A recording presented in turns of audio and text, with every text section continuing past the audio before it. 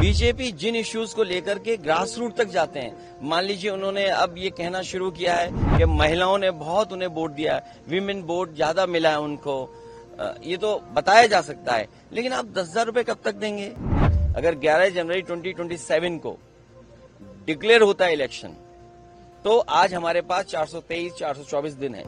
उसमें इतना ही कहना है कि वो हमारे यूपी में एक मुख्यमंत्री हैं, 2 मुख्यमंत्री वो हैं जो हटाना चाहते हैं मुख्यमंत्री को। दूसरा घर आए आप देखिए, बेंगलोर, मैसूर, कर्नाटक मेरे लिए वो जगह है जहां पर मैं बड़ा हुआ, पढ़ा, सीखा और बहुत अच्छे अनुभव मिले, और उसका परिणाम ये हुआ कि आज हम लोग राजनीति में जो समझ रखते हैं वो मैसूर, कर्नाटक इसलिए है क्योंकि यहाँ पर 12th के बाद जो पढ़ाई हुई, जो ग्रूमिंग हुई, जो नॉलेज मिली, उसका लाभ मुझे आज भी मिल रहा है, क्योंकि ये स्टार्टअप का हब है बेंगलोर।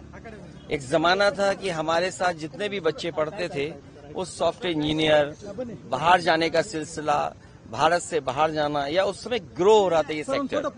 तो आज जब हम लोग यहाँ आए हैं, हालांकि कल हम और आप सब लोग मिलेंगे भी, स्टार्टअप को लेकर के विजन इंडिया, नियो इंडिया, उस दिशा में कैसे आगे बढ़ें, इसलिए बेंगलोर से अच्छी जगह और कोई नहीं हो सकती थी, इसलिए शुरुआत की है बेंगलोर में, और कल जब यूपी में सरकार बने तो उस दिशा में हम लोग काम करें। उम्मीद है सर कल सरकार बनेगी, क्योंकि बिहार के इलेक्शन के बाद नहीं, हम रीजनल पार्टीज के जो उम्मीद है वो हार चुकी है शायद। नहीं, देखिए, आरजेडी आपके दोस्त पार्टी है, साथ में कांग्रेस है, आप सारे अलायंस है। बिहार के इलेक्शन आपको कहीं लगता है कि रीजनल पार्टीज के बड़ा ठोस है? देखिए, चुनाव हार जीत और उसे सीख मिलती है।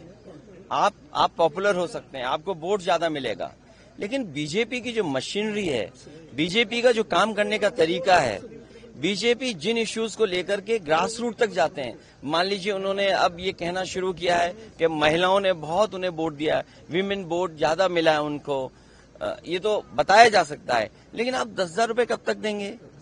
आप सम्मान का जीवन नहीं देना चाहते हैं। अच्छा, उन महिलाओं को आप 10,000 दे रहे हो जिनके पति, परिवार के लोग एक साथ नहीं रह सकते हैं।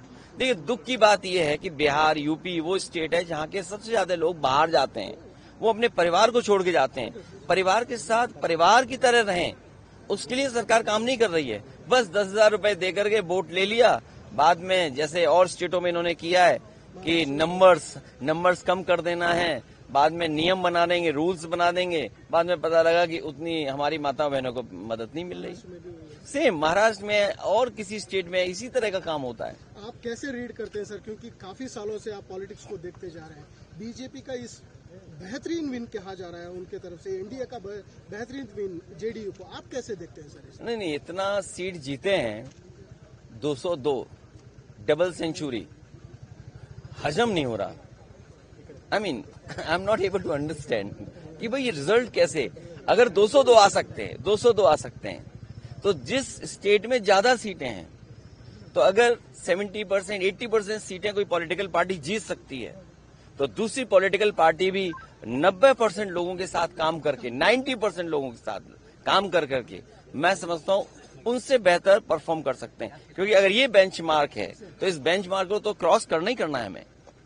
लेकिन सर, जिस तरह से, एक लास्ट क्वेश्चन सर, आप इस इलेक्शन से क्या सबक सीख सकते हैं, या टीएमसी हो, जेडीयू हो, आप मेनली आरजेडी हो, या आपके एसपी तो बड़ी तगड़ी पार्टी है यूपी में, क्या एक सबक है कि किस दिशा में जाना चाहिए नेक्स्ट इलेक्शन में?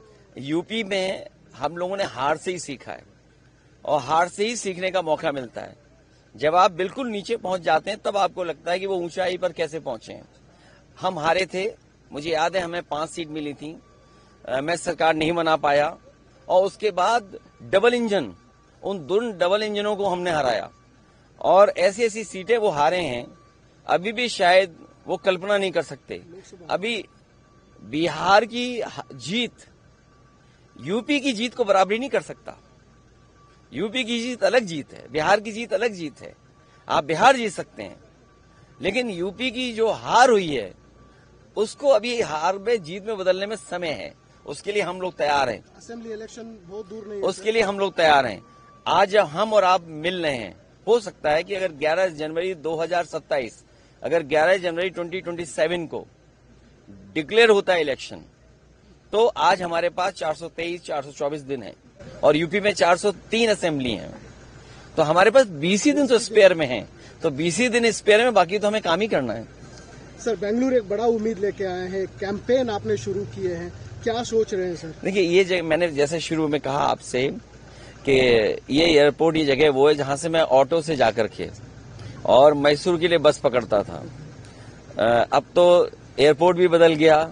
वो जो बस स्टैंड में जो कभी कभार बसें मिल जाती, वो बस स्टैंड भी कितना बड़ा हो गया है। बेंगलोर में वहां पहुंचने पर 45 मिनट लगते थे, आज शायद ज्यादा समय लगेगा। पीएम एक बात बोले हैं सर कि ये रीजनल पार्टी से, कांग्रेस से, ये इन फाइटिंग से डर रही है, ये खुद टूटने वाली पार्टी से टूट भी सकती है। आप क्या कहेंगे सर इसके लिए? उसमें इतना ही कहना है कि वो हमारे यूपी में एक मुख्यमंत्री हैं, 2 मुख्यमंत्री वो हैं जो हटाना चाहते हैं मुख्यमंत्री को। दिल्ली में 1 में 2 में लड़ाई है, 2 1 बनना चाहते हैं। इसीलिए आपने देखा होगा बहुत सारे ऐसे सवाल खड़े होते हैं जिनका जवाब सरकार को ही देना है और वो विपक्ष से पूछते हैं। घुसपैठिए आ गए, 11 साल से सरकार किसकी है? घुसपैठिए आए तो उन्हीं की सरकार में आए होंगे, तो कम से कम उन्हें ये बताना चाहिए कि 2014 से पहले कितने घुसपैठिए आए और 2014 के बाद आज तक कितने घुसपैठिए आए। अगर उनके पास संख्या नहीं है, इसका मतलब ये है कि वो आपस में एक दूसरे को नीचा दिखाना चाहते हैं। Thank you so much. Thank you. हमसे जुड़े रहने के लिए हमारे YouTube चैनल को सब्सक्राइब करें और नई वीडियो की नोटिफिकेशन के लिए बेल आइकॉन को दबाएं। अगर आप ये वीडियो Facebook पर देख रहे हैं तो लाइक जरूर करें और ज्यादा से ज्यादा शेयर करें। धन्यवाद।